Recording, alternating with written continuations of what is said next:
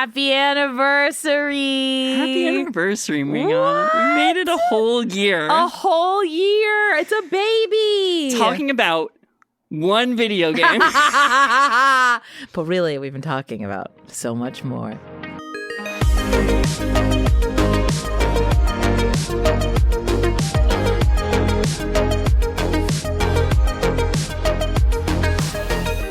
Welcome to Simple and Clean, a Kingdom Hearts podcast. I'm Mischa Stanton. And I'm Mayanna Berrin. And we've been talking about Kingdom Hearts for a whole year.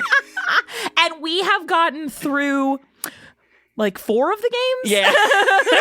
We're going slow. We're taking our time. Yeah, I am very pleased with the pace because we talked about this. Oh, okay, all right. Let's take us back to the beginning, Mischa. Yeah. Like the little baby show. We'd been working on the Wandering Path together. And I remember like a year in, I had mentioned Kingdom Hearts 3 to you. Yep. And then you played it and I was like so happy and I was like, oh my God, yay, like you're playing it, huzzah. And then for like another, I'd say 6 months, we joked. We kept joking to each other, like to the point where our friends got annoyed. And then one day you were like, well, we have to see if there's enough show to make a show. Yeah. Because you're a producer and you're smart. Thank you. And then we thought we were only going to talk for like half an hour or like 45 minutes. It was just like a... It was like a prelim, like pie in the sky. Like, what if we made a Kingdom Hearts show? Yeah. What would it be?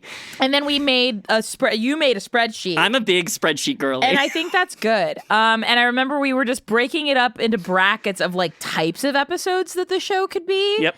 And it was like, okay, well, if we want to talk about characters, like every character gets an episode. Yep. And then if we want to talk about worlds, like every world gets an episode. That's also like talking about the Disney movie in that episode. And then we're going to like do a plot recap of like all the games. But some of the games are like 2 games. So then those all get a plot recap episode. And then there's like concepts. There's like concepts. Yep. And then like by the time we were done with the spreadsheet, there was like 118 episodes. Yeah, something like that. So yeah. Oh my gosh. So we have known from the beginning that we were on pace for multiple years of talking about one video game series, but like I don't know if I knew when we made that spreadsheet how much I would learn in the year of making the show. Oh yeah. Yeah, so how do you feel? We've been making this Kingdom Hearts show for a year. How are you feeling about it? I feel great. I feel great. I mean, I think that like it's interesting seeing how, especially those early episodes, because it's like Kingdom Hearts 1, I know like the back of my hand, which is wild. Yeah. And then as we've gone into games that like I'm diving into for the first time, or like games that I thought I knew what they were about, and then when like revisiting them because they're harder to play, or I haven't played them in a long time, or there's hidden stuff that gets like glossed over in Wikipedia summaries. Yes, exactly. And so like getting back into the thick of this game culture, this game thing that we're exploring. Yeah, I think that like I have been so pleasantly surprised and so happy and joyful. I think that this is such a joyful show to do with you. That's one of the things I'm most proud of, is that like we have managed to make this joyful thing that like when people reach out to us about it, they are joyful with us. It makes my heart very light. You all are joyful with us. Yes. Thank you for being joyful with us for a whole year. Thank you so much for doing that. And thank you for keeping it cute. Like the people who engage with us are just so lovely. Yes. And are so curious and so kind and so like down, which is awesome. Yeah. I mean, yes, I overwhelmingly agree. Of course, it's the internet. Of course, we'll get a few people in our comments saying, actually. But fortunately, we've created such a positive show, and a show that embraces not having known stuff originally. Yes. Where if somebody comes in to correct us, I, speaking as the show, can be like, hey, we didn't know that. That's cool. Yeah. And then like it diffuses this otherwise ever-present tension in internet comments where people are always arguing. Yes. But because of the show we have managed to make and the community that we've managed to cultivate, we can just be like, wow, neat, I didn't think about it that way. It's like, oh, no way. And it's not like we're giving up that authority. No. It's just like we're all in it together, baby. And also like we are not like scholars, you know? Like we're people who love this thing. Well, actually, I think we are scholars, but like one of the most fundamental scholarly things is knowing what you don't know. You're so right. We're students of the world. Yeah, like we're students of the worlds. You, yes. Yeah. exactly. So even when those bits of darkness pop through, like, this show's so filled with light. Yes. I don't know. Gosh. Okay, so you said you've learned a lot. What have you learned over the course of making this show? I mean, I've learned so much about, like, gaps in the history that I didn't know.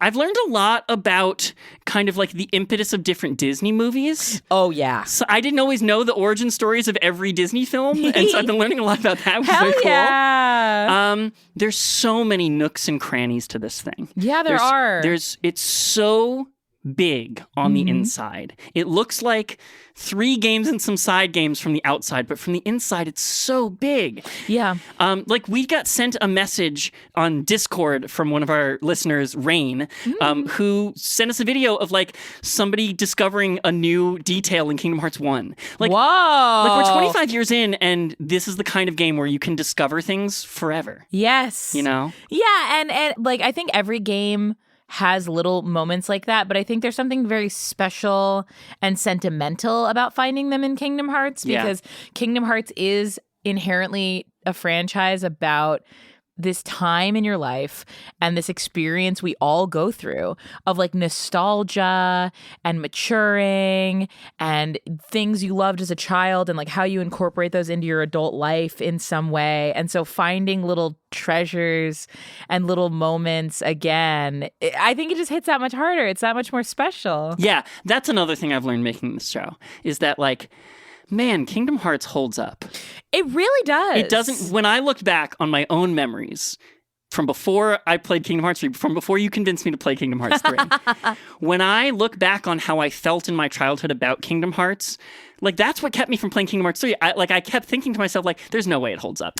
It's that silly Disney RPG. Like, there's no way. Like, I was a kid, so I was obsessed with it, but there's no way as an adult it holds up. Oh my gosh. And as I make the show, I'm like, no, this thing holds up, like, way better than I thought I ever could have thought. And that is a huge accomplishment. I know. Because most things don't hold up. Yeah, the things that hold up are the minority, for sure. I would say so. And I think that, like, one of the reasons for that is because Kingdom Hearts has always been doing its own thing. And to your point, like, I know there was a big jump in design language or, you know, conventions of the day between Kingdom Hearts 1 and even Kingdom Hearts 2. But that is less to do with, like, trying to capture a trend or a moment, and more just, like, looking at what the game does well and designing around enhancing that, and then carrying that forward into all the subsequent titles. Yeah, I mean, for better or worse, always letting Kingdom Hearts become more itself with every installment. Absolutely, which usually just means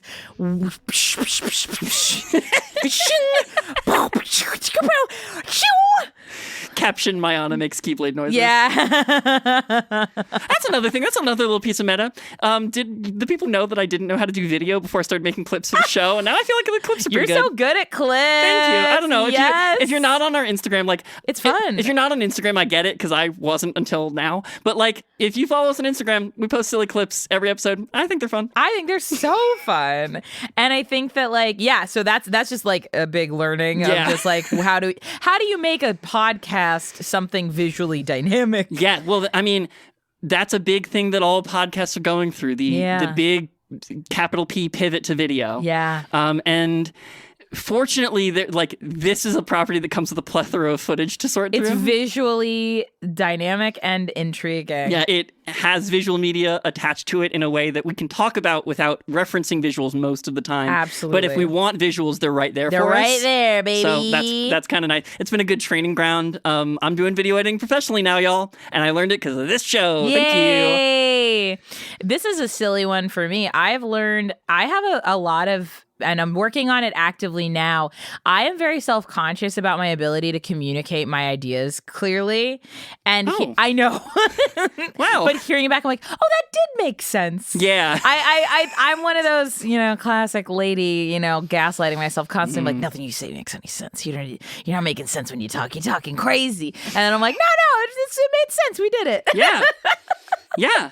I think that, like, we've gotten so many lovely messages about people being like, I didn't think of it this way, or, like, this always didn't make sense to me until you guys said it. That, like, I think what I've learned is that we're actually pretty good at explaining what this series is. That's what I've always wanted to be good at, is I've always wanted to try to take something, because I remember times in school where I would have a really hard time understanding a concept. And sometimes I would need it explained to me multiple times. Sometimes I would need it explained to me in multiple different ways. And then when I remember one of the most light bulb moments for me, and it was very silly, but it was in an acting class. I was in a directing class while I was getting my acting degree. Mm-hmm. And I was supposed to be directing a scene from, I can't remember the name of the play, but the guy that was in the scene, I really wanted a very specific performance. And so I was just like, have you ever seen Gilmore Girls? And he goes, yeah. And I'm like, it's Luke from Gilmore Girls. And he goes, oh, got it. And then he nailed it. And I was like, okay, cool. If I can find the right words and the right connective tissue between me and this other person, because they're not in my head and I'm not in their head, but if we can find common ground together, we can move past all of that and get to where we both need to be. Yeah. And I have always been chasing the ability to try to get people on board and in the same boat as me on concepts. So I'm so happy that we've been able to do that for people with something we both love so much. Yes, exactly. And by all accounts, it seems like it's working. Yes. So I'm very, very proud of this show. Yeah, me too. I love how many people have reached out to us. Like, there are people who consistently reach out to us now. We have we've got like friends of the show. Yeah, or like internet frequent friends. Callers. Yes, exactly. And they're always so sweet. We're going to read some messages and bottles from them in a little bit. But we're reaching people and like, I don't know, it's not just like brief passings in the dark where you leave one comment and we leave one comment and we never talk again. Like, we're forging connections. We're making a Traverse Town. We are. Yeah. And I'm so proud of it. Me too. I've worked so hard to do that with other projects, and it's never gone as well as this before. Talk more about that.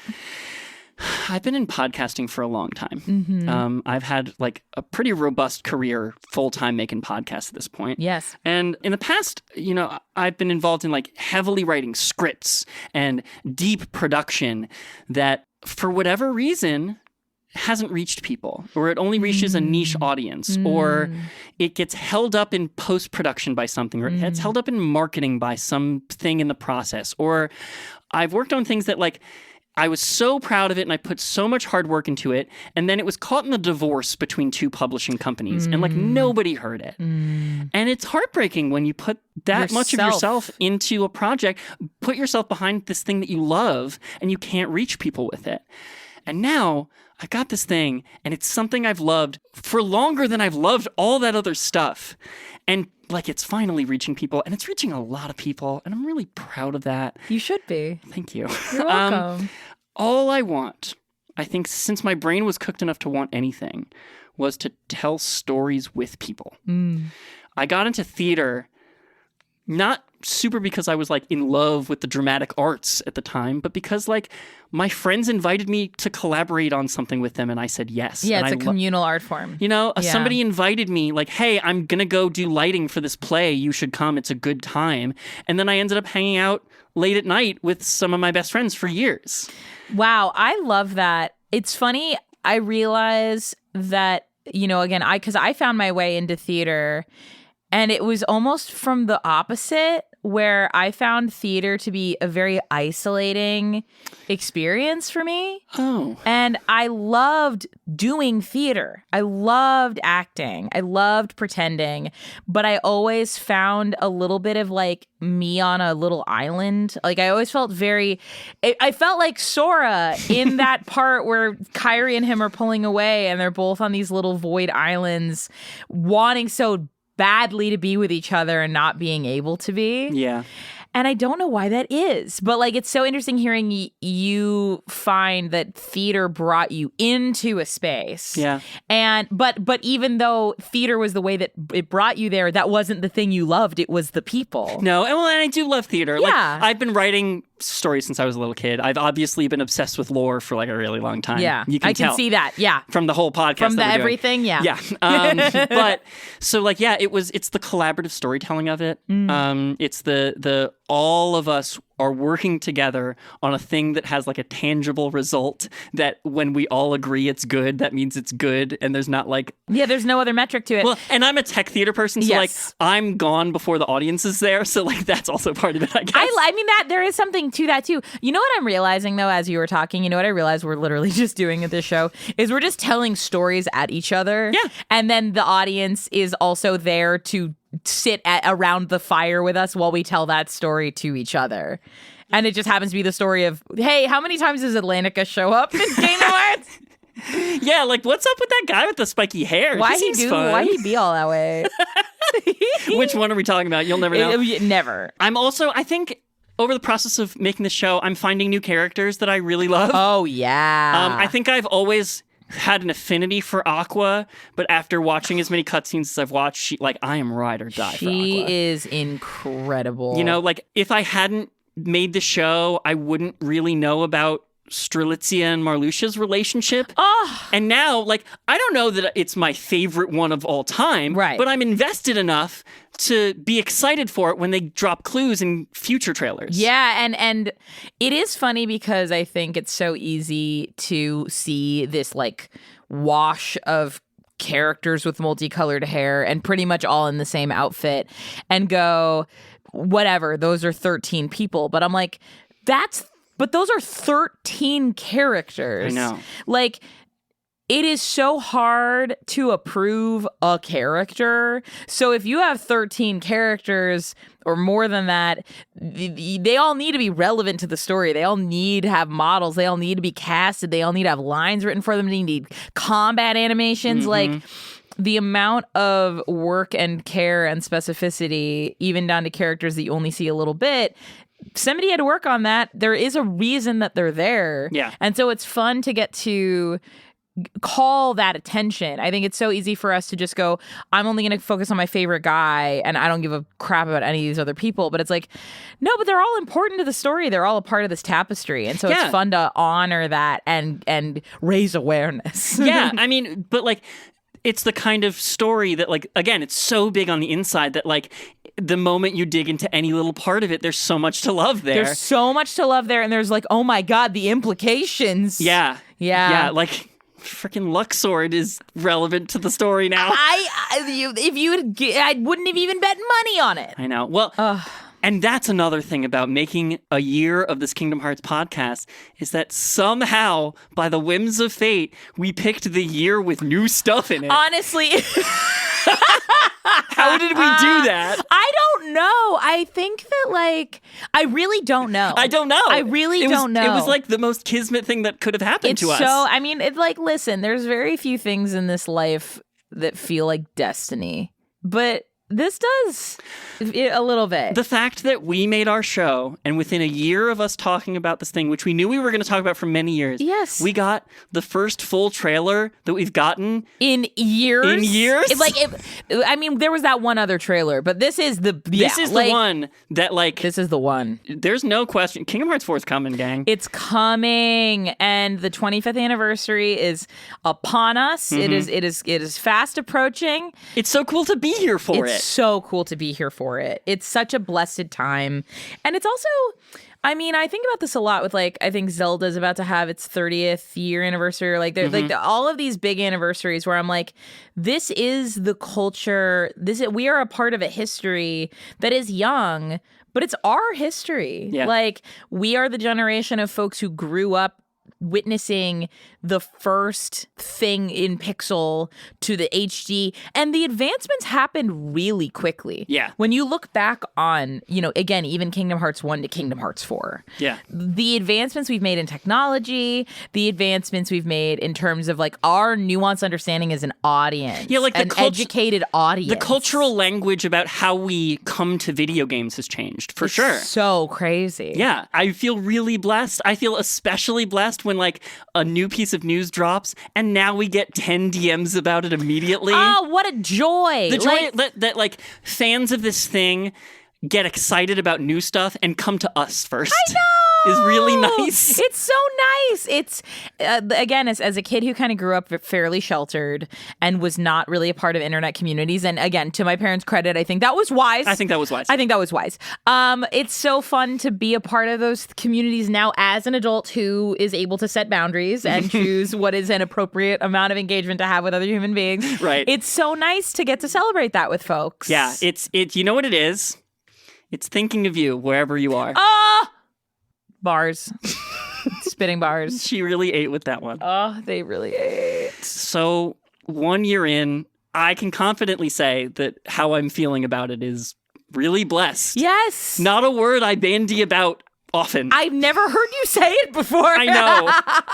I do. I feel really blessed that, like, we set out to make this loving community and shed some light on this, I'll be frank, arcane thing that we love. Yeah. And we're a year into what's looking like probably a 3 years and change podcast. Something like at that, this point. yeah. And, like, we're really doing it. It feels We're really doing it. And I'm so happy that there are so many folks who are along for the ride with us. Yeah. I'm so grateful that people look forward to the episodes, that people listen to them while they're doing their laundry and making food with their kids or, I don't know, driving to work. Like, that this is a thing that can give you a little bit of joy in your day. And now that we have a year's worth of stuff, that people are, like, catching up on the backlog. Yes. Like, we're hearing from fans that were like, hey, I just found you guys a couple weeks ago, and I'm almost caught up. And I'm like, what? There's 50 of them now. That was more achievable when there were only, like, 10 of them. We have, like, 50 now. Bravo. Yeah. Hey, save them. Don't burn all the good stuff. For a rainy day. Yes. Speaking of the people who are along with us for this ride, would you like to hear from them? I would love to hear from them. Yes, desperately. We got some special anniversary messages in a bottle. Oh my god! I would love to share them with Yay! you. This first one is a short but sweet message from our listener Marv. Thank you, Marv, for writing in.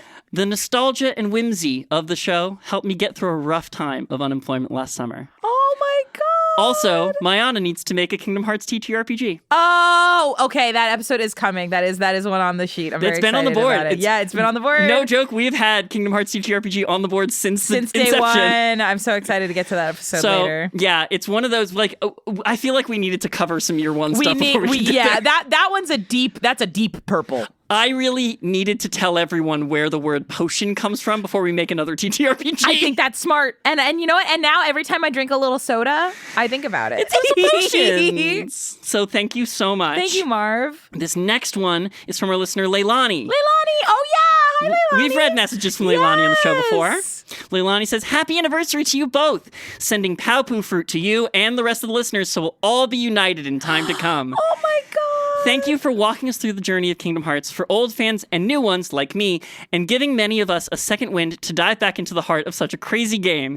Here's to more episodes of great friends enjoying a great story and being so kind to take us with them. Pop off, Leilani. Also beautifully written, Leilani. Seriously. Oh my God. If we could somehow split a Paopu fruit with 50,000 people.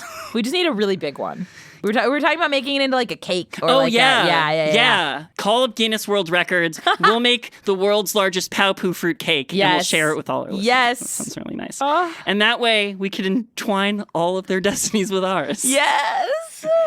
Finally, here is a message in a bottle from our listener, Winter Baby Sass. Ooh. I gotta pause here for just before I read it to let y'all know, if you follow us on Instagram, one of the things we like to do between the clips, we only do a couple clips per episode, and we're a weekly show. Can't post things every day. No. I try to post like Kingdom Hearts fan content to our story and other things that people are making, and if we can highlight other voices in the community, always. I'm very proud to do that. Always. Mayanna, when you and I started the show, I asked you, because I wasn't really on Instagram until the show started. Yeah. I said, hey, Mayanna, if you could just do me a favor, I know you see a bunch of fan content for multi-fandom. As much as we've been making the show, you're a very multi-fandom girl. Yes. And I just said, hey, if anytime you see a Kingdom Hearts thing, just send it my way so I have a constant stream of stuff to send. Winter Baby Sass has overtaken your stream of things. No and way. Sends me so much beautiful Kingdom Hearts fan content that I post all the time. Shout out to Winter Baby Sass. Shout out to Winter Baby Sass. The realest one on Instagram. Wow, amazing. They wrote, I'm so glad to find this podcast and this wonderful community here. Thanks for letting us share our love for Kingdom Hearts and for keeping that love alive. Here's to the anniversary of Simple and Clean Podcast and to the future 25th anniversary of Kingdom Hearts. Yes, Cheers. Winter Baby Sass! Cheers! Yeah. Oh, I'm so happy. And then right after that message, which I asked for like a couple days ago, there's like 4 more posts for us to post.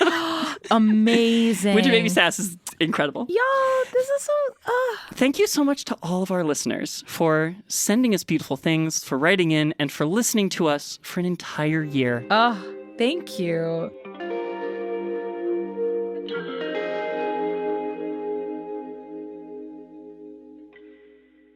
Hello, it's me, Mischa. I hope you are enjoying our anniversary special. It was very, very fun to make. Thank you so much again for listening to us for an entire year, talking about a single game. That's crazy. That's wild. We're so glad to have you with us. And we are even more thrilled to have so many people supporting us all year at patreon.com/simpleandcleanpod. I thought it would be a fun little anniversary game if I tried to read out the names of all the people that have been supporting us on Patreon this year. Okay, ready? Here we go. Thank you so much to Megan Moon, JWX, The Queer Mess, Forklift, Elizabeth Knowles, Blizz Wolf the Wolf, Cody Kaplinger, Logan Wolf, Caitlin Gonzalez, Shauna Mandel, Natalie T, Dalton Elliott, Jake, Cord, Aunt Del Ross, Elizabeth Payne, John Siegel, Ryden Forsyth, Emily, Fantasy Junkie, Yvonne, Odd Pit Pat, Justin Jones, Bento Cotto, Soup Dumpling, Aaron, Fries Jacket, Alex Yu, Kristen Farrington, Cameron Jackson, Mary Gimple, Kelso, 333.wave, Emma, Matt Gosper, friend of the show, Andre Zabicki, Jacob, Scott, Josh Cagle-Smith, and Owl. That's pretty cool. The Owl can use Patreon. Anna, Wendy Z, Anthony Schwartz, Travis Myers, Kevin Keviner, Colin Lake, Ariana Volk, Ben Fisher, Robbie H, Brian Gold, Kay, So Zeta Slow, and John McGrath. Whew! That was so many people. That's so cool. Did you know that actually you can support us for an entire year of Simple and Clean and you get like a 20% discount and you'll get all the ad-free episodes, all of the secret reports, and everything else we post over there. Thank you so much for a year of support. It really means so much to us. Thank you. Another group of folks that support us all year round is the Multitude Podcast Collective. We are a proud part of them, and it's a special time over at Multitude. Hey, do you have 5 minutes to help us grow our show, sell more ads, and reach more listeners? Head to multitudeshows.survey to take Multitude's annual listener survey. It takes just 5 minutes and helps us tremendously. We always try to bring you consistent episodes, high-quality ads, relevant social media content, and helpful emails. This survey is how we figure out who you are, what you're looking for, and how we can help. Plus, every survey ends with a collage of Multitude pet pics. You won't want to miss this year's new additions, we promise. So please, take 5 minutes to help us out. Go to multitudeshows.com/survey now. That's multitudeshows.com/survey.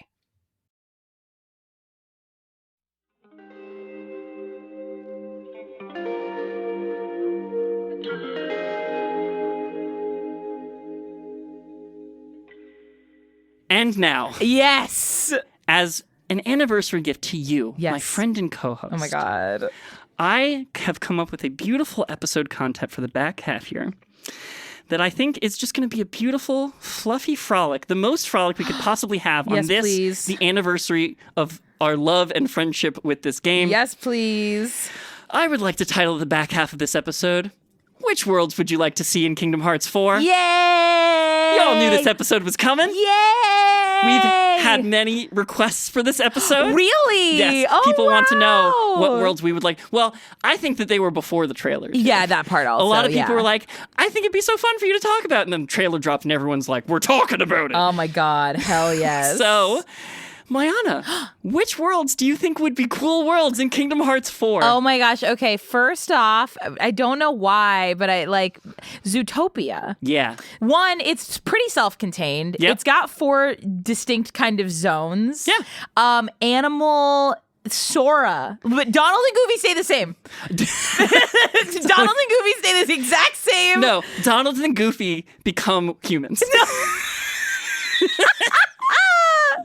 Yeah, okay, Don and Goofy the same. But Sora is like a meerkat or something. Yeah, well, I mean, has a little bit of fox energy. Could take Lion King Sora lion and put him on a humanoid body. He's a lion. They have lions in Zootopia. They have lions in Zootopia. They're big, though. I will say this. The thing that makes Zootopia interesting is it plays with scale. Yes. So big animals are big and small animals are small. Okay, what do you think Sora is, If then? Nick Wilde and Judy Hopps are our POV characters, that means Sora needs to be an animal that is around the same height as them, which means that Sora is probably gonna, I would say, a meerkat. I know that's dumb. Or he's a fox or a bunny, just because it's easy to have him relate to them. I definitely could see Fox Sora. Yeah. I'm wondering if he's some other kind of rodent. Maybe like Squirrel Sora with like a big poofy tail could be fun. That could be fun, or it's like they go full meta and make him a mouse, but then he's too small. Yeah. He's too small. If you'll permit me to go back to Lion for just 1 second, Yeah. there also is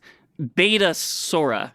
Beta Sora. From before Kingdom Hearts 1 was published. Oh, Lion Sora! Sora was designed as a lion boy. Oh, Could bring back a little bit of that lion boy energy. That would be so good. Could be pretty fun. I would love that. Yeah. Yes. So that's my first one. And then for the Keyblade, it's kind of like traffic car inspired. Oh, so okay. I think it's like it's got the donut that almost squished the little girly, the little godfather daughter as the handle. Yeah. And then it's got like the red and blue like lights of like the traffic car, and then maybe some sort of maybe the bullet train. Oh yeah. As the what's that part called? The long part? The blade of it. The blade. Yeah. And then the teeth, I think, could be like gazelle horns or something. Yeah, I do think it needs or gazelle horns on the handle, like popping out. Yeah. Now, as you were talking, you did mention the mob boss mole girl. Yes. And a moment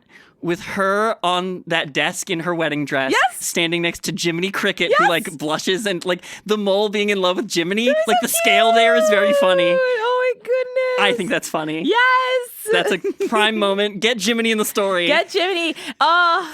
That's a good one. Yeah, Zootopia seems like... That feels like prime. Yeah, absolutely. We're going to start with some low-hanging fruit, I imagine. Allow me to pick probably the lowest hanging fruit. Treasure Planet. Please get me Treasure Planet, please. Treasure Planet. Please, I beg you, please give me Treasure Planet, please. It's just so...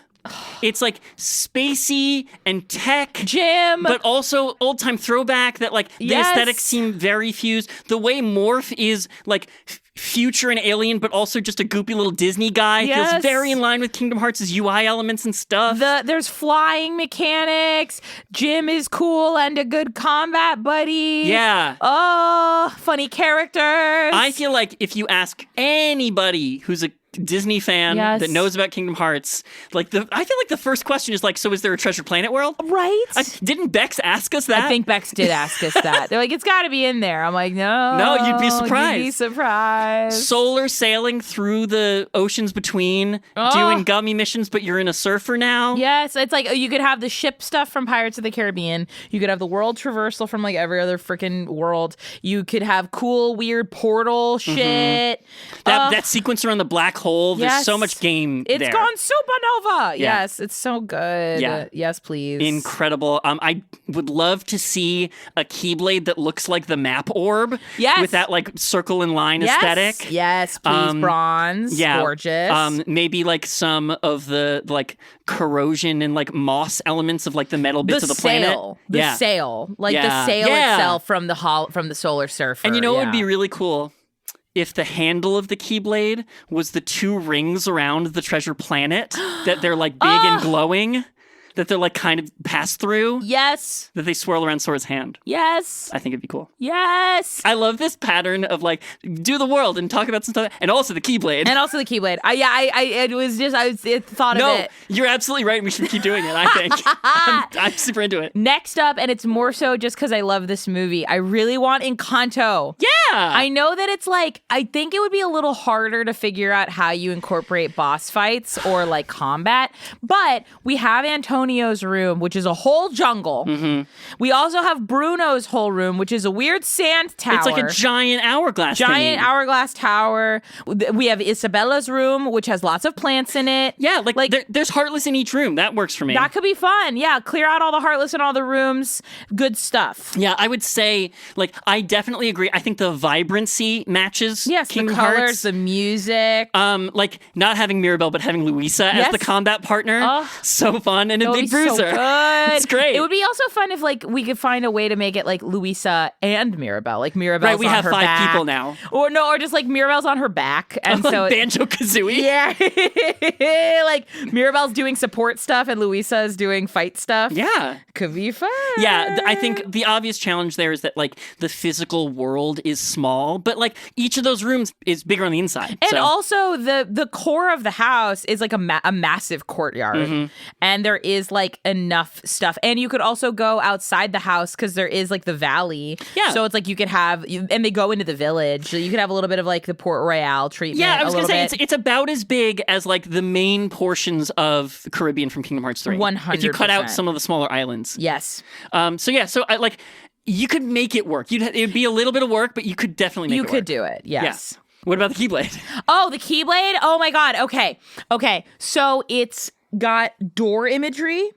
It's got candles. The glowing yellow lines up the haft of it? Yeah. Yes. I think, like, the hilt is almost like the frame of a door. Mm-hmm. The keychain is the candle. Yeah. Or the light from the candle. Oh, the teeth is a butterfly, obviously. And then, like, the blade, I think, is a mix of, like, terracotta stonework and vines and sand and glass. Yeah, mixing all of the house aesthetics. All this house materials, yeah. Really cool. That's a really good one. Thanks. I know we had Frozen World in Kingdom Hearts 3. Mm-hmm. Frozen, the Disney movie, does not have my favorite, like, expansive world building of all Disney movies. I think more. You know, like, in Kingdom Hearts 3, you kind of, like, go from the town to the top of the mountain, back to the town, back to the top of the mountain. In Frozen 2, there's a whole valley with other elemental spirits and lore. Yes, there is. So put Frozen 2 into Kingdom Hearts 4. The stone giants, the horse water being. Right? Yes. There's a whole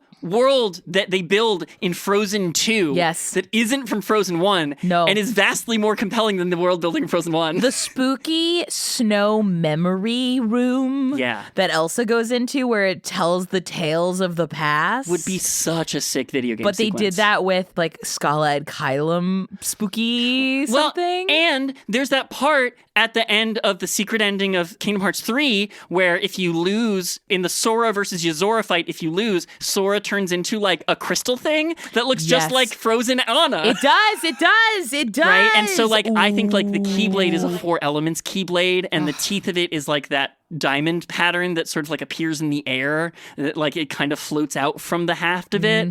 I think that would be pretty cool. Oh, I love that. So yeah, Frozen 2 world, Frozen not 2 Frozen World. The other low-hanging fruit, it feels just glaringly obvious to me, but I don't know how they would execute on it, is Moana. Yeah, in fact, I think that's all but confirmed. Yeah. The Kingdom Hearts 4 trailer had some details in it that really led me to believe that, like, Moana's, like, pretty much 100% in there. It makes perfect sense to me. Additionally, like, even if you don't do water traversal, which, given the fact that we did do it in Kingdom Hearts 3, I'm a part of it. Like, the fact that Kingdom Hearts 3 had ocean traversal, I think we will have that. Right, I think you can reuse that stuff. Yes. And Moana's big. Yes. And huge. And Pirates of the Caribbean 4 and 5 were not very good. Yeah. So and, like, the water creature, the Kakatoa or the Kokatoa, the coconut people. Oh yeah. Yeah. So, like, there's so much that you can take from the Pirates world and apply to Moana, the design of a Moana level, which Moana is so much closer to the core of what, like, the primary Disney movies brand is. And Tafiti boss fight. Yeah. Oh, up and down that, like, lava canyon where she has to, like, run up and do. Oh, that'd be so sick. So good. Oh, and we could have, like, weird bioluminescent water spirit stuff in there. Yeah, and they go down to the underworld. They dive to the heart, kind of, in it. And like the big crab fight would be cool. Oh my God, Tamatoa. Yeah. Yes. Yeah. Yes. Like, I hesitate to say I wish for that world because I'm just excited that world is happening. I feel like it's going to be in there. Yeah, absolutely. To the point where, like, I think we saw the Keyblade in that trailer. Do you think so? So from what we covered this in our Kingdom Hearts 4 trailer breakdown, but when Sora's fighting, he's got what sound like Moana mechanics. Oh yeah, there's elemental features. Yeah. Yes. So I think that's in that scene he's wielding the Moana Keyblade. Ooh. So I don't know. It looked like the combinations of like a water element and a lava element. Yes. That like got put together. There was also off of the speculation we talked about with Missing Link. I think there was this idea in Missing Link that you could have components from different Keyblades and combine them into one Keyblade, or maybe I'm making that up. Keyblade customization was also part of Kingdom Hearts Key, Union Cross, where you could like put little stickers or little aesthetic things. And Square Enix have like gone on record saying that like one of the new mechanics in Kingdom Hearts 4 is Keyblade crafting. Right. So yes. I think what they were showing off is a Keyblade crafted with elements from Moana World. Oh, hell yeah. So yes. Should be neat. I think like if that's not confirmed, I think the Keyblade obviously has like, I think Tafiti-esque like green floral elements, ocean blade. Oh, kind of like Great Wave of Kanagawa. Yeah, and also definitely elements of Maui's staff. The like hook. The bone, the whale bone with the carvings. Oh, that as the blade that goes into the swirl of it as the teeth. Yes, would be cool. Yes, that would be so good. Yeah, that's a good one. That's a really good one. What's your next one? I think in a similar vein, a Brave world. Ooh, yeah. The Scottish Highlands of Brave. Yes. I mean, the wisps. Following wisps as like some kind of exploration mechanic. Yes. Yeah, going through the woods, having to gather pieces for that witch to undo the spell. Yes. Fighting the bear, obviously, would be the big fight. And that bear, like, they talk about how, like, that bear was corrupted by darkness. It was, there's a ferocity to the bear. Yeah, so, like, having that bear be a heartless version of the bear seems like a very easy leap to me. Yes. Merida as a party member. She would fucking eat. Yeah. Oh my God. And then, like, for the Keyblade, like, rustic Celtic elements, like a wood and thread design. Maybe like a little bit of bow and arrow. Yeah, bow and arrow. Yes. You know, things, or really what I'm imagining is like a hurling club that you use in the Scottish sport hurling. It's kind of like a field hockey stick. Yeah. Something like that design, like that feels woody. And, you know, because the witch has all those wood carvings too. Yes. Oh my God. She's so fun. I love that witch. Yeah. The other one off of that Pixar style, Incredibles world. Yeah. Okay. I agree, but I think we have to talk about this one. We do have to talk about this one. Because Metro City in The Incredibles is so aesthetically similar to Quadratum. Yes, it is. Yes. So, like, I don't know if they fuse those things or if they make a separate world and it's just similar. Or you have the thing that you have in Traverse Town and Kingdom Hearts 3, which is The Incredibles live in Quadratum. You're right. Or do The Incredibles live and work in Quadratum? Yeah, for the purposes of this, you know, this world that we're in. I don't know about that one. I don't know about that one either. It feels a little easier for Remy to be in Twilight Town. I strongly feel that there aren't going to be Disney elements in Quadratum. Because the whole conflict and the reason Quadratum exists in the story is that, like, we're doing this world versus the realm where Disney lives. Yes. Like, they're on opposite sides of a very hard line in the story. That makes perfect sense. So I don't know if it makes sense for the Incredibles to live, work, and operate inside of Quadratum exactly. I do think that the Incredibles in Kingdom Hearts is, like, so juicy. It feels like it's so close because I feel like I was delighted and surprised to see Big Hero 6 in Kingdom Hearts 3. And I feel like we didn't really scratch the surface of Big Hero 6. Like, it was there and it was present, but I think that there was more to mine. Yeah, it was physically there, and they made use of it in a Kingdom Hearts sense, but we didn't really dig into the character arcs of any of the characters from Big Hero 6. No, and I think, like, having a metro-type city, like, we have seen metropolitan cities in the Disney style in Kingdom Hearts. So I think that there's a world where we could maybe find some way to make it distinct. Maybe leaning more into the Art Deco. Yes. Or it could all be on Syndrome's Island. which kind of removes us from the city for a good chunk of it. Oh yeah, set the whole thing on No Man is an Island. Yeah. Mm-hmm. Yeah, that's fun. Because then you have to like chase the droid and hunt it down through the forest. And his evil facility, his evil science facility building with the volcano dinner room. Yeah, see, I was too stuck in Incredibles 2 where they bring it back to the city. No, I think you're right. There's something there. And I also feel like just based off of like affinity, I think that it would probably stay within the realm of Incredibles 1 in general. Yeah, I think you're right. No, that's very smart. And then like I think what could be fun is trading out who the party members are over the course of the story of the world. Like, yes, because you spend a lot of time with each one individually. Right. So, like, you start out and it's, Sora, Donald, and Mr. Incredible. And then later it's Sora, Donald, and Dash. And, like, as Violet, the story Mrs. goes, Incredible. it trades them out. Did you ever play the Incredibles video game? No, I played the Lego Incredibles video game. Oh, ooh. I didn't know about that. Yeah, I haven't played a lot of Lego games. I find them sort of designed for younger audiences. They're adorable. But like the Incredibles one was fun. Yeah, they had an Incredibles tie-in video game for the first movie, and it was really cute. And you go through the levels of the game or whatever, you switch between characters. But what was funny was, in addition to like your high score at the end, they had a calories burned by the character in the level as a metric, which was really cute. Okay, so speaking of that, one challenge I do think an Incredibles world would run into, and this is a thing that a lot of video games I think run into, is like designing satisfying movement for speedster characters in 3D worlds. Is hard. Like, I'm also a Sonic fan from way back. And I don't know if there's been a good 3D Sonic game because it's just hard to design speedster games. It is. It's not like there's been a Flash game or a Quicksilver game from your comic book heroes. Yeah. And like I feel like if there was an easy way into a Flash video game, they would have done it. Yeah, I think you're right. Well, but at the very least, what's kind of nice about Kingdom Hearts is like if Dash is your combat character, you don't really need to move as fast as Dash. Dash can move as fast as he needs to move. That's true. It's not like you're designing a game where Dash is the main character. He can just be running around doing stuff. He can just be running around knocking people over and doing whatever thing. Yeah, you could cheat it, which is cool. And the Keyblade. Yeah, talk to me about this one. I think it's like very Art Deco inspired. I think the handle and the hilt is the Art Deco eye logo with the little swirl. And then I think the blade is like red and yellow, like straight lines, like motion lines. Yeah. And then I think the teeth is like a silhouette of the family like punching. Like you know what I mean? Interesting. You know what could be fun is, how on the battle droid, the head with the laser eye kind of pops out? Yes. Oh. Have like the head pop out from the side of the blade and have that be the keys? I like that very much. I also think the mask, the black mask. The domino mask, yeah.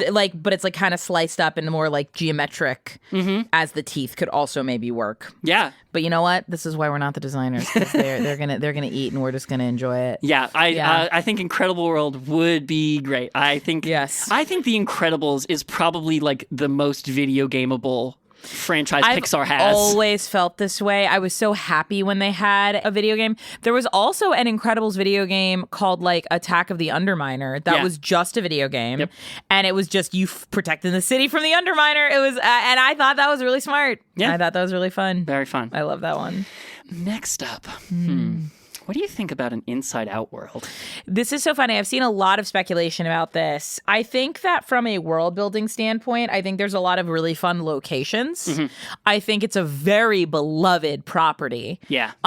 So I think it makes logical sense. I feel like for me, for some reason, the visuals of the characters in Inside Out, I find would be really jarring against Sora. And I know we've had jarring imagery before, but for some reason, everything's so, especially because it's all very particle effects centric with the characters from Inside Out, that I feel like the translation, you're going to lose something really special in the visual language of that movie by translating it to Kingdom Hearts. But I also think it feels inevitable to me. Can I throw a wild pitch at you? Please. Transform Sora into one of the emotions. No, I think I think that makes perfect sense. I think that makes perfect sense. Like have him, I don't know what it would be, probably the spirit of friendship if I had to guess one. And I would say it's vaguely heart-shaped. Yeah. It's a vaguely heart-shaped guy. Yeah, so I don't know. There is so much video game in there. There is. And just the Dream Factory. Well, and that video game is Psychonauts. Yes, it is. So, like, maybe I'm just too big of a Psychonauts fan. No, I think you're right. I think like the world is so expansive and there's so many locations you literally go to that would make for really good battle arenas. Like the boyfriend island part with all of her like imaginary boyfriends. Yeah, all the different islands that like the deep space memory storage. Oh, yes, the long term. Mm-hmm. Yeah, so like there's just a lot of varied locations that would be good for a video game. I think it would be good. And big like wild worlds. And imaginative, and they don't have to adhere to a real world aesthetic at all. No, and the train of thought. Like there's a lot that you could get up. There's good verticality. Mm-hmm. There's a lot of good stuff in there. Yeah. So it makes perfect sense to me. Yeah, the story of it, the like what is Sora doing here of it, probably gets the most in the way. I think you're right. But I think it feels inevitable because it was a huge movie for Pixar. Yeah. And I think it's got enough juice in there that would be worth the squeeze. And I do feel like it's one of those ones, and I feel like this is an ice cold take, but like Inside Out is one of those ones where the sequel's just as good. Yes. You know, as opposed to some other Pixar sequels out there that are not as good as the predecessor. It's still fine, but like Monsters University wasn't as good. Okay, spicy take. I love Monsters University. I think it's a fine movie. It's a fine movie. I don't think it I don't walk out of it crying necessarily. I feel like it doesn't hit the same vibe as the first one. That it's like fine, but it's not great. On that note. Okay. Onward. Oh, a movie I barely remember. Okay. I will say this. I love Onward. Okay. It's a great movie. I think a lot of people sleep on it. Well, the pandemic release of it all. The pandemic release of it all, for those who don't remember this movie, it came out in like March of 2020. Yeah.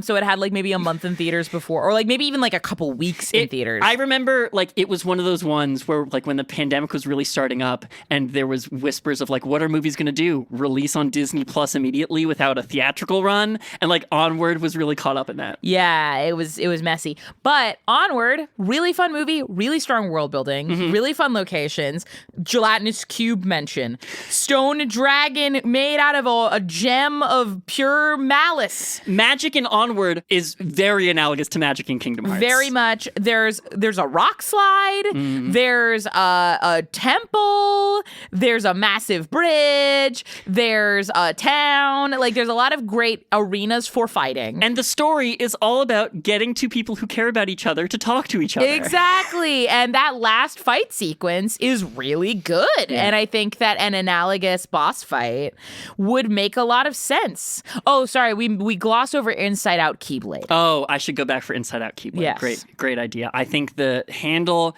is Thought Cloud. Oh. And the haft of it is it's almost like a Mancala board where it's got little orb slots and then like different little color memory orbs in it. Gotta have orb. What's the teeth of it? Good question. This is something that I am struggling with. Yeah. You know, in Inside Out 2, there's that like little object that's like Riley's sense of self, and it's like a weird little scribble thing. It's beautiful. And then it turns into the anxiety one over time. Spikies. I think like something that looks like that as the key. I love that. Yeah, it could be cool. That's so good. And then for Onward, I think it would be a little wizard staff. We could get like weird wizard staff in there. We could get like a little, maybe the guard is part of the van, part of the brothers' van. Yeah, that's great. And then the keychain is the Phoenix gem.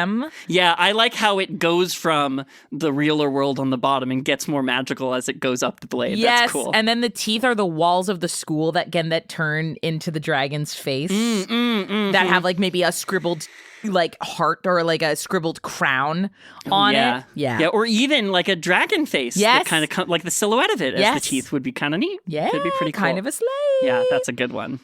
Yes. Moving into like, I guess they feel like classic picks, but like the movie was not as popular and that's why they don't seem as obvious perhaps.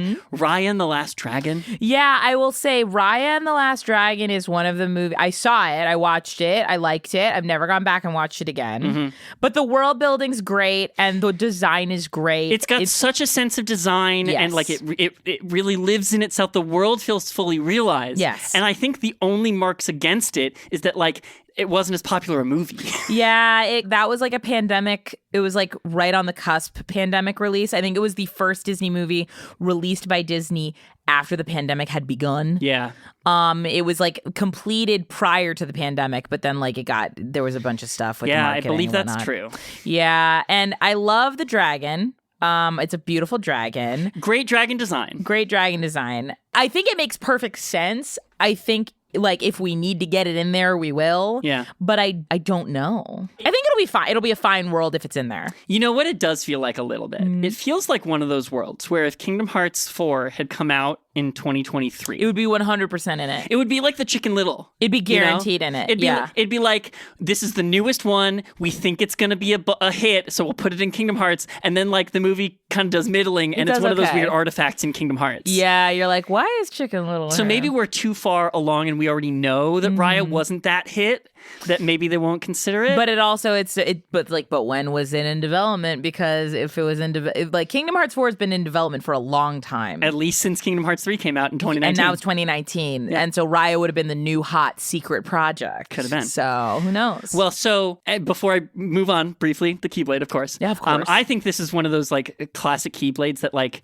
let's be honest, if you're into Kingdom Hearts, you're probably into Japanese media. Yeah. You were probably like, say, a fan of Japanese media when you were a kid and you maybe had sketchbooks in your class. Hell yeah. And you try to draw like a cool, awesome Japanese-inspired Kingdom Hearts Keyblade in your little, or on the doodles on the back of your test. Hell yeah. Couldn't be anybody specific. Couldn't just be Mischa. Generally, all of us must have done this. Surely. And so I think like truly like just a Asian dragon inspired, I think that there's a ton of like jade. Intricate Beautiful. detail. Like the water spout like sort of swirling around the blade as it goes up would be really great. Yes. And I think the teeth being the dragon's horn. Yeah, I love that. Perfect. I think that's lovely. So now I want to say like another one that Disney really hoped was the new hotness, and maybe it wasn't. Wish World? I was afraid you were going to say this. I had to. I was afraid you were going to say this. Now, the bluest world we'll have ever seen. The color palette of Wish is very blue and purple, which is lovely. And it's got the exact same drawing filter on it that Kingdom Hearts 3 Winnie the Pooh world. So we already have it. Boom, done. I think it makes sense it would be in there. Yeah. I wonder how climactic it would feel. Yeah. If it's in there, I would be a little disappointed. That's how I felt about Wish. Yeah, Unfortunately. I know, me too. I was really excited about Wish. Yeah. Here's one fun story moment that could happen. Yes.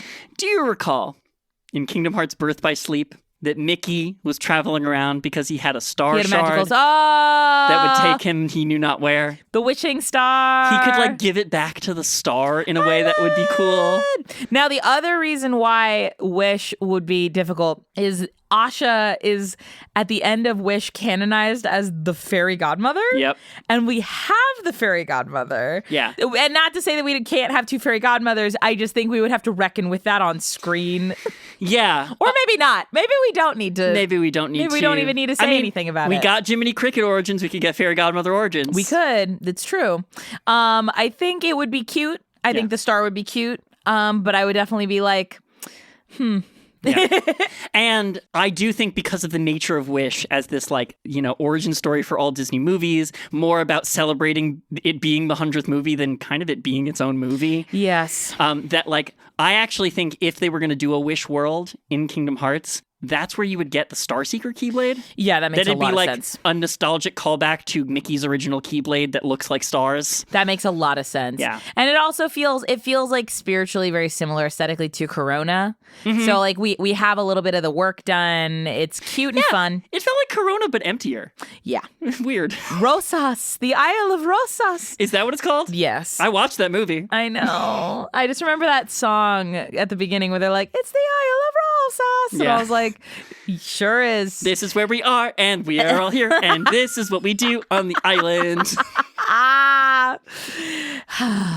Unfortunately. Off the beaten path pitch. Okay. Fantasia 2000 world. Yeah. I would like that. I would like that a lot. They had Symphony of Sorcery. They did. Which is like supposed to be Fantasia World, but it always just feels like Yensid World. It's Yensid. It's Mysterious Tower. Yeah. Which, unfortunately, like, Kingdom Hearts has made Yensid so much of a Kingdom Hearts character. So important now. That, like, to go back and do Fantasia feels like it's separate enough from him that it would be its own thing. 100%. And also, I'm not talking about Fantasia. I'm talking about Fantasia 2000. I know. Okay. Which parts specifically do you want in there? The Noah's Ark where Donald has to get all the animals on the ark. The space whales. Yeah. Okay. Yeah. The flamingo with yo-yos. Okay. And most importantly, the Firebird suite. Those are what I'm talking about. Cool. I want Sora to run with the spirit of all forest life into a crater and embody the Firebird with a Keyblade. Fuck Please. Yeah. Well, and I'm particularly into the idea of Donald doing the same thing he does in Fantasia 2000 because I know that there are worlds like, like the Three Musketeers world where like you see Goofy and Donald doing Goofy and Donald things and not Kingdom Hearts things. And also, after we did our Mickey episode, I've been making my way very quickly actually through all of those Mickey Mouse cartoons. The most recent. Yeah. So it turns out there's 7 seasons of them, but most of them are only like 4 minutes long. Yeah, it's great. So you can zoom through like an entire season of it in like a couple hours. They slap. They're great. They're awesome. And so like now having watched all of those, the idea of King Mickey doing any of the things that happened in that cartoon or like Goofy, Captain of the Guard, doing anything that Goofy does. In that cartoon, Goofy is especially... He's cracked out. He's fucking crazy. So like, the idea of Kingdom Hearts Grand Mage Donald doing the stuff he does in Fantasia 2000 is very funny to me. Please, I want to see Zeta Flare Enjoyer, Donald Duck, try to get an elephant on a boat, please. Seriously. Okay, what's the Fantasia 2000 Keyblade? Oh, I think it's sheet music. I think there's like some beautiful. I think the teeth are like what is that 3 note? Oh, like a triplet, like a quarter note triplet. Yeah. I think that's the teeth.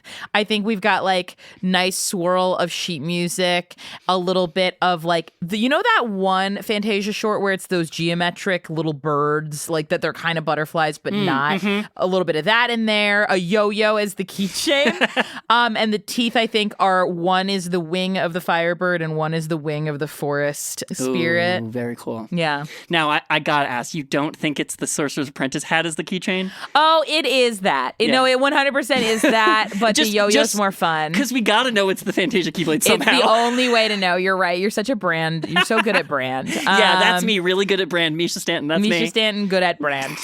Okay. Yes, that's my weird one. Yeah. You want to hear my weird one? Yes, please. So, of course, one of the biggest questions surrounding Kingdom Hearts 4. Are we going to do Star Wars? Are we going to do Marvel? Oh, man. I don't think we're going to do as much as Nomura may want to. I don't know how we could because it's no longer a question of will we do Star Wars. It's more like where we'll do Star Wars because we have so many places where Star Wars be. Yeah, like there's already too much Star Wars in Kingdom Hearts for them to then also do Star Wars. Because it's like, would we do Mandalorian Grogu Star Wars? Would we do Rogue One Star Wars? Would we do... Right. There's also so much more Star Wars There's more Star Wars. There's more timeline of Star Wars. And... a lot of it's not very good. It definitely varies in quality. Unfortunately, Star Wars is kind of in its flop era. Which one's the one that everybody likes that has 2 seasons? Andor.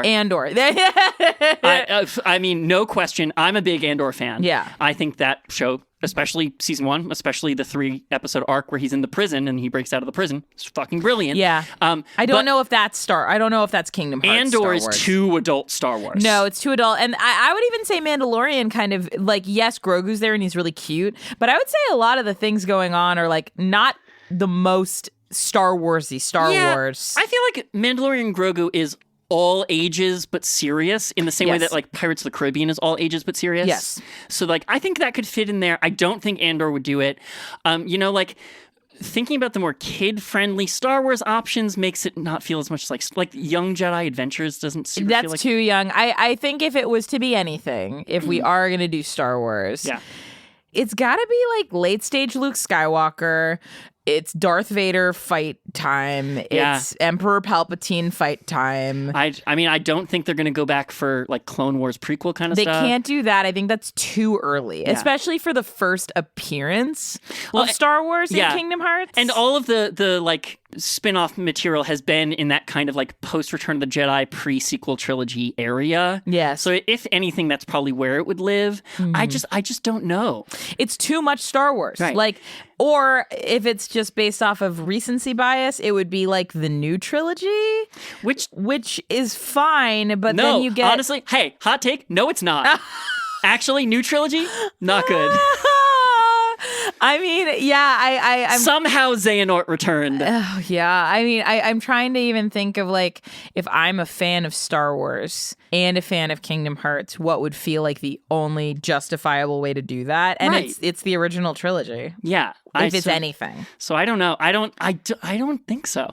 Again, as much as Tetsu Nomura, noted Star Wars fanatic, may want it, I just don't know if it fits. I don't know if it fits. If it was to be anything, it would be like we're on the spaceship, Princess Leia's trying to escape, Luke's in a stormtrooper outfit, you know. Yeah, one of the parts of Star Wars with a clear mission, and you play through that section and you leave. Yeah. Yes, exactly. And so then let's talk about Marvel next.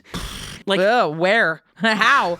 Big Hero 6 is Marvel. You're right. So, it is. So, like, could I see a world where, like, New York City as its own world I mean, Quadratum somehow, is close, right? You know? And, like, Peter Pan had London.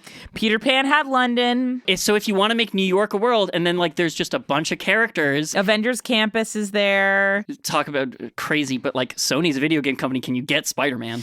I think you probably can. So, I don't know. The rights there are crazy on their own. Yeah. But, like, yeah, like, you know, would it be, like, Avengers in New York City? Would you do some of the, like, Guardians of the Galaxy cosmic kind of stuff? Here's what actually, as I was considering this list, what actually made the most sense to me. You don't put a New York world in. That feels like too much like Quadratum. It feels too much like Quadratum, exactly. Kingdom Hearts is a property about the many worlds, the many various worlds throughout space. And there's one Marvel character that loves to come and threaten worlds. Galactus. Whoa. You make Galactus like a monstro. Whoa. Yeah. Whoa. Okay. Right? Yeah. The other thing I could think is like you turn it into not Guardians of the Galaxy, but it's galaxy traversal. Yeah, the sort of like space side. Yeah, you could go to all the planets. Yeah, you could even go to like where like what's the place where Thor lives? Asgard. Yeah. You could get Asgard in there. But now you have to define as a franchise the difference between a world and a planet. And that feels messy. No, we can't possibly. Right? Yeah, so it would have to be something where you fly in your little gummy ship and you go to a little logo, and that logo is it's Avengers. Like it's Avengers. It's New York. It's New York. It's the Avengers, or it's just the building. It's just the Avengers building. Maybe, but so that's why I think Galactus is such a good pull, because like you can swap out planets that Galactus eats for Kingdom Hearts worlds very easily without the question coming up of the difference between those two things. Whoa. So I actually think that would be really sick. It would tie Marvel into the Disney properties in a cool way. I don't envy anybody who had to solve this problem. Yeah. I'm intrigued to see how they went about doing it, if they did it. Yeah. And so if you're going to do a Galactus world and a Galactus level, that means your party members, the Fantastic Four. Yeah. Similar to The Incredibles, would be cool to see the team members, maybe swap them in and out. Could be really fun. You get to like meet up with the Fantastic shuttle or whatever it's called in space, like the gummy ship in their spaceship. You know, it could be fun. Oh fuck! I think that's pretty cool. And then I think it's really fun. I just because the movie didn't do very well, I don't know if. But that's one movie I don't think has to do well to make sense for the Disney synergy of it all. Fair. Because Fantastic Four is a fundamental Marvel property that like Marvel Comics loves more than the movies do well. Yeah, that's true. Like I made a Fantastic Four podcast for Marvel once. Yes. You might be surprised as someone who casually watches movies out there, but Marvel, inside of Marvel, loves the Fantastic Four more than a lot of other things. I mean, I love the Fantastic Four. I think it's such a fun, like, type of team, and the powers are fun. The recent movie, I would say, came close, but then like other maybe creative decisions in the process led to some flattening. But like that is like the family. They're called Marvel's first family. Yeah. That like the family dynamic between them in the comics has never been 100% accurately translated to the screen in a way that made you feel the same way that the comics make comic book readers feel. Like there is a fundamental nature to the Fantastic Four that has not made its way into wider culture because like other movies that Marvel did better. So like again, the Avengers and like Iron Man and Captain America are way more popular characters to the wider audience, but Marvel loves the Fantastic Four. Hell yeah. So I don't think it's as much of a factor that recent movie didn't do as well as they maybe have hoped. I also think opening against a good Superman movie was a bad choice. Yeah. What a good movie that was. I really like that movie. So I think that's not as big a factor for specifically the Fantastic Four than it would be for other things. And so I think there's a cool like retro future Fantastic Four, Fantastic Car looking Keyblade you could make out of it with like that would be so the good. symbol at like the cross guard, and then like maybe like a dancing flame that goes up and becomes the teeth of it, or like part of the, like an invisible thing that goes up, like a gradient goes up the blade, or like a stretchy, like there's so many options there. There's so much. That's so fun. I really love that. But it's all blue and white, Fantastic Four, like very recognizable. Classic. Talk about people who are good at a brand. So true. Yeah. I'm trying to think if there's any other like weird off the beaten path ones. I think Galactus is probably my wildest. Galactus is a pretty wild one. But you know what? Anything can freaking happen these days. I know. Yeah, I think that's all the things that I could think of that we have. Like, they have done a really good job of covering a lot of the classics. And all of our modern classics, while they are just as good, they're good in different ways than the old classics. And I feel like the modern classics are Tangled, Moana, Encanto. Well, so and that's why I think they felt safest revealing Moana in the trailer. Like, I think of all of the newest Disney properties, Moana is the one that, like, feels and it's a no-brainer. The most like the old movies. Absolutely. It feels really in line with the Disney Princess brand. Absolutely. So, like, I think that, like, they knew that they, like, if they were going to reveal one for the trailer, Moana was the safest one because we all kind of saw it coming. Yeah. Fields wide open. I know. We don't know how many worlds there could be. Yeah. We don't know the mechanism by which we will travel to those worlds yet. Yeah. But as like a fun anniversary present to ourselves, yeah, I just thought it'd be fun to like have a time where we just throw our wildest fantasies out onto the tape. Anything is possible. And who knows? The next year coming up could bring more trailers, leaks, rumors, screenshots. I'm going to be very intrigued to see how D23 goes. D23 is a month away. Who knows? Who knows? Like it felt distant when we started the show, but as we enter the second year of our show, I can't help but find myself thinking they could announce when Kingdom Hearts 4 is coming out. It could be within our podcast lifetime. I hope it will be. I hope so too. I think we all, I don't know who could possibly be listening 1 year in to our Kingdom Hearts podcast that doesn't hope for that. Yep. Wow. Well, to a year of podcasting, I could not ask for a better co-host, a better friend, someone who I think matches the reverence and enthusiasm I have for this franchise, eclipses it, I would say. I feel so, to you, what you said earlier, I feel so blessed that I get to do this show with you and that we get to just geek out about this thing together, and that other folks have found their way to us and we found our way to them amidst this crazy, chaotic world we live in. Yeah, above all those things, and I'm so glad for the successes we've had and like the friends we've made along the way, but like above everything, I have been hanging out with you on a consistent basis and yapping about a thing we love for a whole year, and it's just such a wonderful time. I pray everyone out there finds a Mischa or Mayanna. It's amazing to make a show with one of my best friends. And you are one of my best friends. You're one of my best friends. And then to have that show come out as good as it is and have people join us in our friendship in this way. It's magic upon magic. So it's so special. Here's to another year of the show. Here's to another year of the show. Here's to the next 50. Yeah. Yeah. Until our 2-year anniversary special, may your heart be your guiding key.